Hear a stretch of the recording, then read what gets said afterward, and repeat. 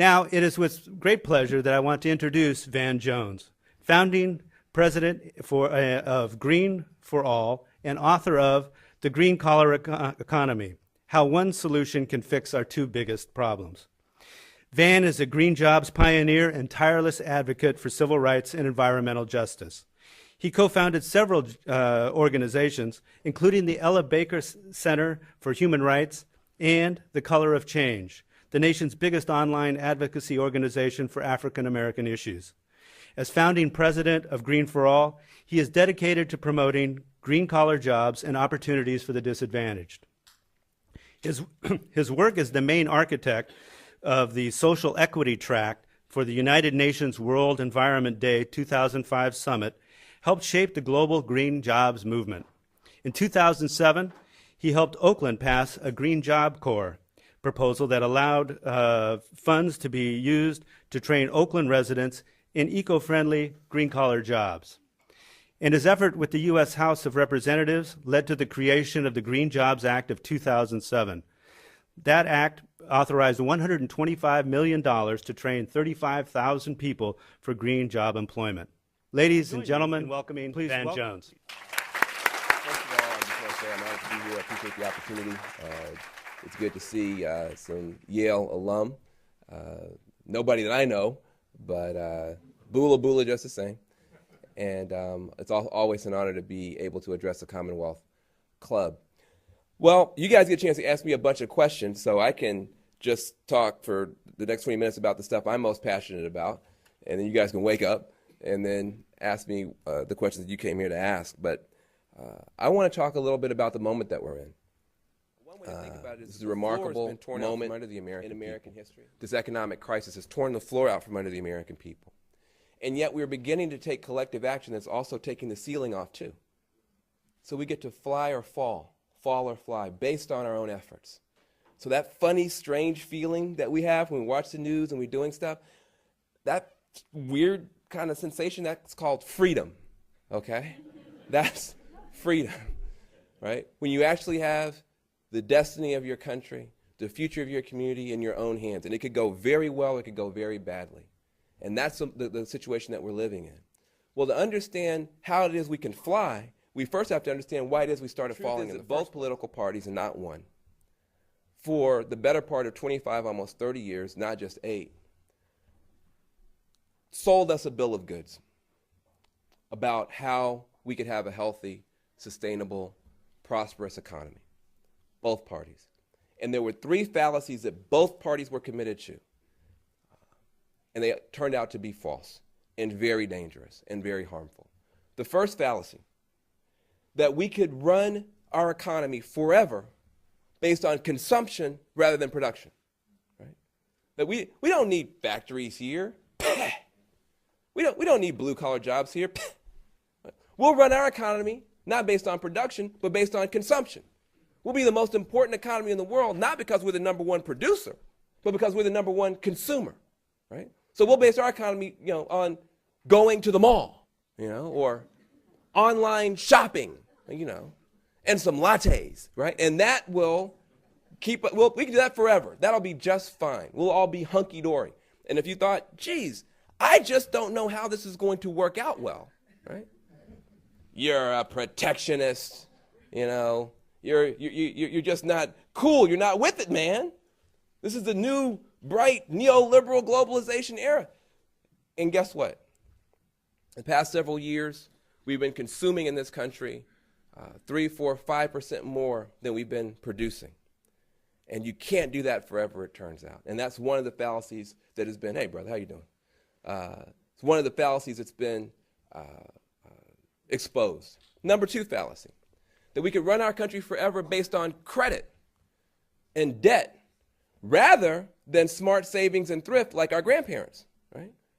That we could just build the country up on credit cards. That we could rely on credit from overseas rather than creativity right here. That we could have our economy based on borrowing rather than building. That both parties said, there's no problem, don't worry about it. And it wasn't just the government, it was all of us too. For a long time, you go to your mailbox, You open up the mailbox and credit cards just fly out at you, you know? Just, what is all this, you know? And you get them and they're stuck to your face, and then you go, must go to mall, you know? You just kind of, you know, the whole country went on this crazy credit card binge. And we were told, hey, you know, no problem. We can keep doing this forever as well. And I don't care who you are. If your great-grandmother came back and she saw your savings account versus your credit card bills, you would get a timeout, right? Or a spanking or whatever is culturally appropriate. You would be in trouble because there's no way prior generations would have ever thought that this kind of personal debt, let alone governmental debt, was remotely wise. And yet, this was the path that we went down. And so we have this fundamental flaw in the world economy where Americans save too little and spend too much. And our sisters and brothers, primarily in China, God bless them, save too much and spend too little. So they're always, God bless them, they have a big stack of money, looking for people to lend it to. God bless us, we got a big stack of credit cards, looking for somebody to borrow from. And we began hawking our houses to buy flat screen TVs to cover the holes in our lives. That was considered somehow okay. Turns out, not so much. Third fallacy, that we could rely forever on ecological destruction rather than ecological restoration as the main way forward in our economy. And that we could go on forever not counting what counts, not counting carbon, right? Just leave carbon off the books. So you drove over here like I did in your car, you're dumping carbon out the back, free to you. It's going to cost us the whole planet, but it's free to me and you. That's called a market failure, right? Something costs you the whole planet, but it's free to me and you, that's a market failure. We take beautiful living things, kill them, shrink wrap them, and try to shove them into as many homes as possible and out the back door into the garbage can or into the incinerator as quickly as possible so people can go and buy some more stuff. And we keep doing that over and over and over again. We call that economic growth, right? And not suicide. And so these three fallacies, consumption over production, debt over smart savings and thrift like our grandparents, and ecological destruction over ecological restoration. That defines the economy that just crashed.